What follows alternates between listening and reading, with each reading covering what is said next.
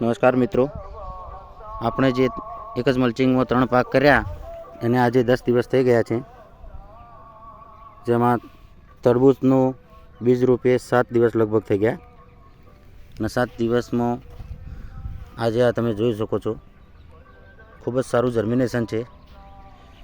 બધા જ બીજના અંકુરણ ફૂટી અને બહાર આવી ગયા છે અને સાથે સાથે પપૈયાના પણ નવી ડાળીઓ અને પાન છૂટી ગયા છે અને આ ગલગોટાના પણ નવી ડાળીઓ અને નવા ફૂલ, પહેલું ફૂલ બેસી ગયું છે.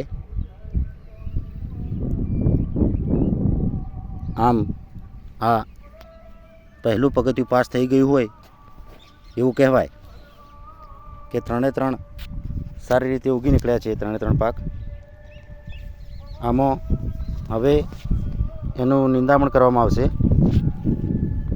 ફરીને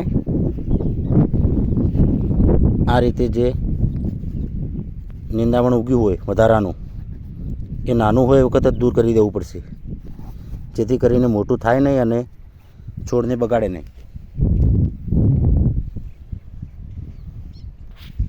આ બધા જોઈ શકો છો તમે, લાઇનસર ક્લિયર છે બધું.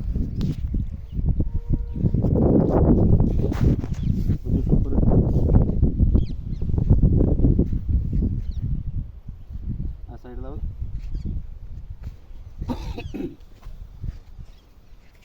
આ રીતનું આ નિંદામણ દૂર કરી દેવું પડશે બધું.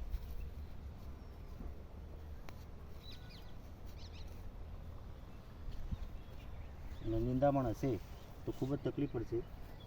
વેલા ચાલુ થઈ જશે, લાંબા થશે પછી નિંદાય નહીં, અને એના કરતાં પહેલાં જ નીંદી અને સાફ કરી દેવું.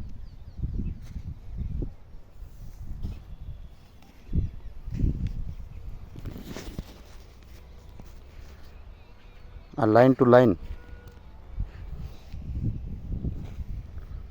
તરબૂચનું જર્મિનેશન જબરજસ્ત છે, કોઈ હોલ ખાલી નથી રહ્યું.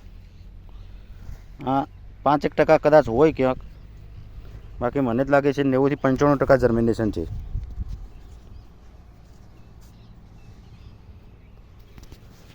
આ નદી લેવું પડશે આપણો. આ રહ્યું, આ બાજુ રહ્યું ને, અને કાલે જ મજૂર કરાવીને નિંદાઈ લઈએ. હા,